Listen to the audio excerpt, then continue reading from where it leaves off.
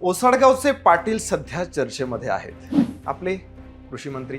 शहरातली मंडळी कदाचित त्यांना तेवढं ओळखत नसेल, पण गावचे लोक, आपले शेतकरी बांधव हे त्यांना विसरूच शकत नाहीत.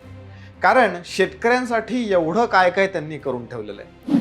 कृषी मंत्री होणं ओसाडगावची पाटीलकी करण्यासारखं आहे असं म्हणणारे, शेतातल्या ढेकळाचे पंचनामे करणारे, विधान परिषदेमध्ये पत्त्यांचा डाव मांडणारे आणि सगळ्यात महत्त्वाचं आपल्याच शासनाला भिकारी म्हणणारे आपले माननीय माणिकराव कोकाटे यांचाही आता करेक्ट कार्यक्रम होणार अशी वातावरण निर्मिती सध्या तरी झालेली आहे, जशी मागे धनंजय मुंडे यांची झाली होती.